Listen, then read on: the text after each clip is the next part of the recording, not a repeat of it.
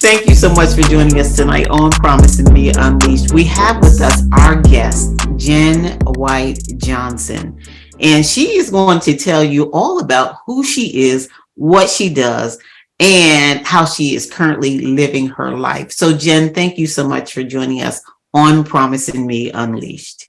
Thank you for having me. It's a joy to be here, to just, talk a little bit about my background as a design educator, as a parent, as a wife, as an art activist, and also someone who, lives openly as a Black woman with ADHD and also an autoimmune disorder. I'm really here just to chat about just showing up authentically as your true disabled self in the workplace, also within your communities, and being able to use your gifts to really uplift and tell the stories that you really want to tell and that you want for the world to hear. So I'm so excited to just speak my truths to your audience, because they really need to know that they're being represented and seen. What is your position on mental health as it relates to disabilities, autism, and ADHD? What is your thought process there? Because you never want to be offensive, and I'm just talking from the perspective of someone who is just learning what things are considered or fall under the umbrella of a mental health condition. But what has been your take or thought process on that? Well, definitely for folks who are autistic or who live with ADHD, there are a lot of comorbidities. So they'll often live with, general anxiety disorder. So like myself, like I have anxiety alongside ADHD, which means that I have to really be, I really have to hold space for self-care a lot more. I have to really hold space for resting. And I have to take myself out of stress and anxiety inducing spaces. So if I know that if I can say no to a specific, upcoming opportunity or gig, just feeling more comfortable about my stress levels, and if I can afford to say no, then say no. If there are, one or two other opportunities that I know that are going to fulfill me a little bit more and fill my cup and nourish me a little bit more, then okay, I can think about saying yes, because I want to prioritize like my mental health. Because, if I know, I'm living with ADHD, which means that I have executive functioning challenges, which means that I struggle with, procrastination, and I tend to be a bit disorganized. So why am I going to fill my plate with so much just because I'm trying to prove myself, and that's what we do as Black women. We're very much like, oh, we have to show up. We have to give so much of ourselves for everybody, because that's what I grew up seeing. That's what was always projected as like the strong, Black, powerful woman, like the leader. But what about the strong, powerful Black woman that prioritizes her safety, her wellness? One who knows how to say no, right? One who knows how to say no, one that prioritizes like their health, and they have like those self-care days. And so that's really what I've been trying to do a lot, is to really prioritize resting. It's like power naps throughout the day. It's like rest as resistance. If I can prioritize a little bit more downtime, to me, like that's a superpower. Is being able to prioritize that, which, affects my mental health. And then also, for younger kids, like my son, for instance, a lot of the data points towards, suicide rates being at an all-time high, and, or, bullying within schools, against, kids who have disabilities, kids who are autistic. And so that in itself like impacts their mental health. It impacts like the way that they see themselves. If they know that when they're going to walk into the classroom every day and these kids or maybe even the teacher is going to pinpoint all of their inadequacies instead of seeing autism as this really beautiful way of existing, then that's going to impact their mental health. And so we practice so much self-advocacy in the home, and we practice so much uplifting celebratory language with my son. And we let him know that look, like, you are amazing. Continue to practice kindness and to show kindness the way that you receive it at home. And to me, that's what is really so beautiful about this age, is we have the opportunity to really show him, like, this is what kindness is, this is what love is. And because you receive so much of it, feel like you can spread that love back, feel that you can spread that kindness back. And that's what my son does. Definitely, he's learning he's learning about boundaries. He's learning about, conserving that kindness for family and not just for strangers. So we're teaching him about that too. It's like, you can't just walk up to anyone and, hug them or touch them, Yeah. I'm glad you're qualifying that too. I was going to ask you about the classroom, as you were saying, what you're practicing in the home, and you're a teacher, correct? Mhm. A professor of students, and these are disabled students. So it's a combination of, students, of all spectrums, disabilities. Some of them are non-disabled. And so I'm always excited when I do have a student that has accommodations that are like, yes, like I can, I can fulfill those accommodations. I can continue to hold others accountable. Often when I was teaching at Bowie State, I was kind of like the resident, advisor that would, a lot of the times that I would be sent a lot of the neurodiverse like students, whether they were autistic or had ADHD, they would send them to my office so that we can have some really great one-on-ones and to talk about, what their needs are and, strategies that they can use to continue to, self-advocate, for what they need in the classroom. And then I have a lot of professor friends too from other universities that I have relationships with that are like, yeah, like, I suspect that, my student might be autistic, but, so far they haven't said anything to me, or I don't know if they're even diagnosed yet, but I've been recognizing some of the things that they need. What is some advice that you can give to me, And so it's just great that they're attune and that they are willing to provide like a safe space for their students. So whether it means just designating, one-on-one time where you and the student can just meet up to have, not necessarily like spill the tea where they're telling you all of their business, but where they can at least feel comfortable and being able to talk to you about their needs, or just even like their desires, their goals, like what they want to accomplish. So that way, as a professor, like you can say, hey, like here's like, one opportunity that's coming up, or here's this one, art exhibition grant opportunity or scholarship opportunity or program that I think you may be interested in.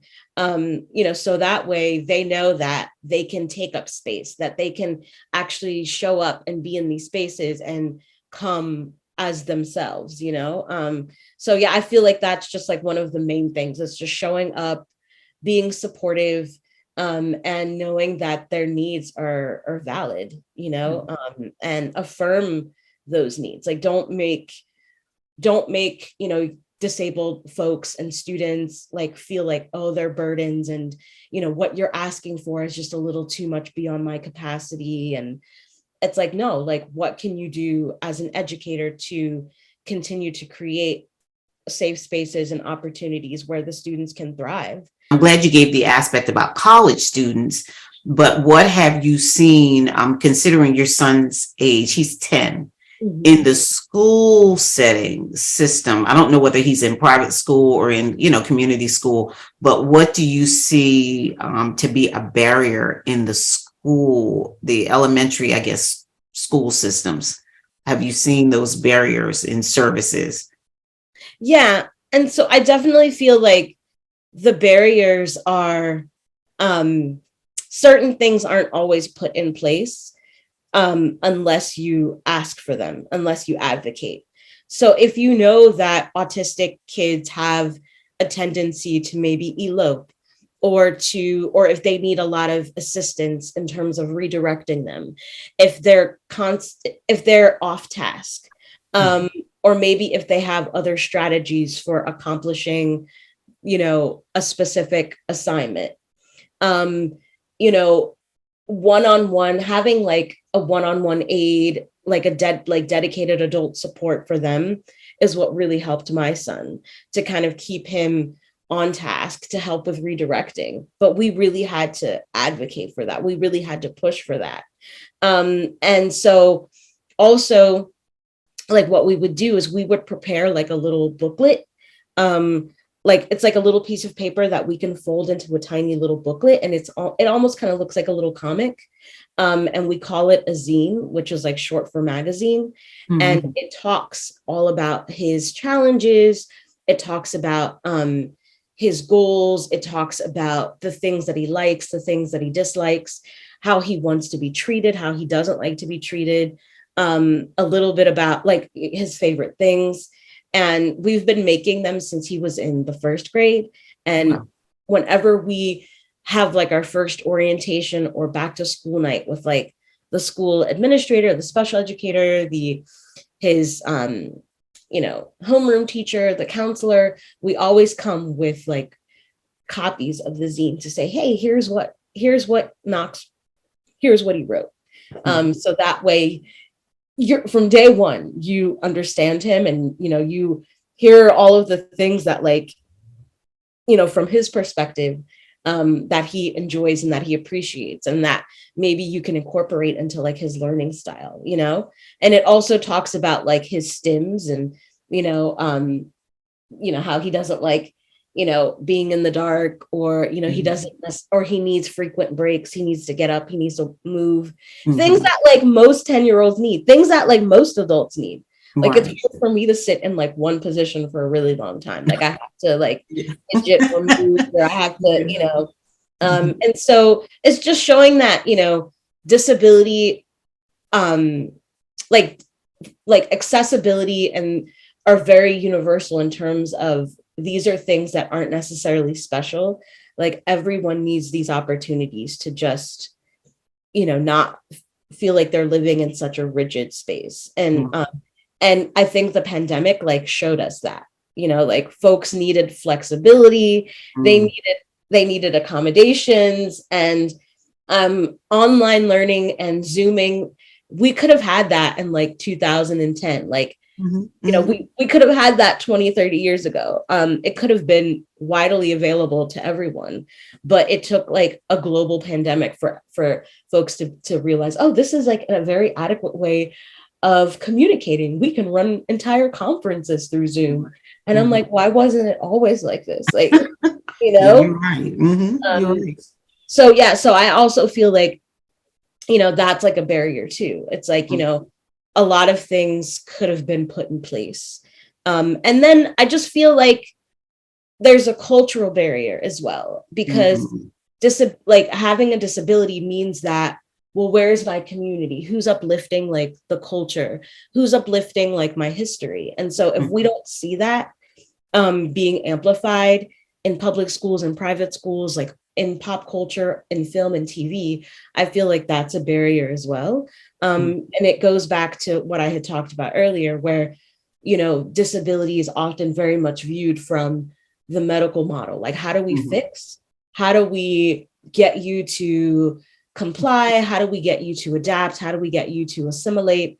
Here's a diagnosis, here's a cure. That's right. There's nothing in between there. Right. Yeah. There's no thought in between there. Right. Yeah, exactly. And so I feel like that's a barrier. When someone is constantly feeding off of I'm not good enough, I have to continue to push so that I can be quote unquote normalized or non-disabled. It's like, no, you can live and be disabled and you can still be a leader. You can still teach, you can still educate, you can still build, you can still create, you can still, that's what we were talking about earlier. Like you could still embody, the beauty, and definitely there's going to be hard days. But I feel like a lot of those hard days are rooted so much in, inadequate healthcare and access to medication, access to resources. I feel like that's really what stresses disabled people out the most. So we're just trying to shed some light on some areas that we've often neglected or people just aren't aware of. It doesn't create a separate stigma. It's just saying that these things exist. There are ways to manage them. There are ways that people can address them, not even just from a clinical perspective, but even like a you and I perspective. If I don't know how to interact with a person of autism or even ADHD, and I laugh about ADHD myself because I'm like, well, goodness knows, you just described me perfectly. I mean, really, I am one like, okay, where am I and what am I doing? I'm not as organized as I would like to be. I clean my house in a very interesting way. I'm not the person that stays in one room and cleans that room. And then I go, okay, there's something in this room that belongs in that room. So what do? I leave this room unfinished. I go to that room. I start cleaning that room. I may come back to this room, but oh my goodness, the phone rang in my room. So now I've got to go to my room to go take care of that. It's crazy. And plus, like, it just looks very differently in women. It ADHD, autism, like it just looks differently because we've learned how to mask it so well. We're often like the smart ones or the ones that are like working the hardest to like make the good grades or to kind of be involved in all these extracurriculars, or we're, like you said, we're doers, and so we're very much about being in charge, or we work well with people because we want to be able to just do right. And so everyone will say, well, you don't look like you have a disability, or you don't look autistic, or you don't look like you have ADHD. And we look like we got it all together, huh? And it's because we've learned to manage it. We've learned to really, model, someone who we feel is like normal, like we can model that. And then, but that it's scary because then that's what makes our burnout and our crash and burns that much more severe. Yeah. So that's why you were just like, oh my God. And and so when I attend conferences, it takes me like a week to just decompress. Yeah. And people are like, oh, like, are you okay? And I'm like, yeah, I'm just fatigued because I had spent like that entire week, like masking, preparing, right. Being like trying to seem as neurotypical and as non-autistic or non-ADHD as possible. And building up all of those defenses, like that's literally like, and to me, that's the intersection of mental health. It's like, so what does all of that do to your mental health? It makes you have more anxiety and it makes you more stressed out. But what would it look like, right, if I could attend a conference or if I can show up in these different spaces where my access needs are already being met, where I'm encouraged to, be a little bit more lax, like take a little bit more time, And so whenever I have presentations, I have a slide that where I specifically say like I have ADHD in big, huge letters. I just make it known. I make it very plain. And I have like a disability like disclaimer on there that says, hey, like these are my access needs. If I'm speaking too fast or because I'm hyperverbal, like feel free to have me go back a slide or feel free to take pictures of the slides. Or I have a lot of text on my slides to kind of, because I don't really like looking at notes. Like I love to look directly into the audience, or I'm looking at the screen and I'm like interacting with what is on the screen. So I've like gotten very familiar with my overall presentation strategy. And so Mhm. I share that with people. So that way, and then whenever I do that, there's always a ton of people that come up to me afterwards. You're like, thank you so much for like acknowledging your ADHD or acknowledging your disability, because like I've never been in a space where I felt like a Black woman has acknowledged like her difference or like her disability. And I feel so seen. I feel so like, and I'm like, yeah, that's what I wanted. I wanted for you to be able to see a reflection of yourself. Mhm. You know, and so, yeah, it really helps to break the stigma, and it really helps us to, again, like just authentic representation is so important. I'm really glad that to have you on just to talk about, how these conditions kind of fit into a mental health space, but they're not too far from the realities of what everyone deals with. It's just how they're being dealt with. And to the extent that a particular person can manage within the space of having these conditions, but still maintain a normal level or normal life, if we can call life normal, because there's a whole lot that's not normal that we think is normal. Right. But Yeah. Yeah. respecting the differences, I think is where I wanted to say, respecting the difference, and normalizing that, I think is where we need to go. So I want to thank you for being my guest on Promising Me Unleashed. Can you share your website and resource information for Yes. Yeah. Yeah. So everybody? you can find me online at jenwhitejohnson.com. It's just my name, Jen White Johnson. And that's kind of, like the anchor website where you can find all my social media. I'm on Instagram, Facebook, Twitter, and I'm pretty active and, highlighting, my work and the work that my friends are doing in the community and events that we're putting together. And so, yeah, so definitely keep in touch with what I'm doing and reach out. I'm accessible. I'm available for, panels or keynotes or workshops, just mentorship. Like I mentor so many young people, and I'm just always happy to kind of just, hold space for their needs. So yeah, this was beautiful. Thank you so much. Wonderful. Thank you for coming on, and we look forward to having you back again. Yes. Yeah. I feel like this was like a podcast or like the YouTube video. Well, it is. Right. Exactly.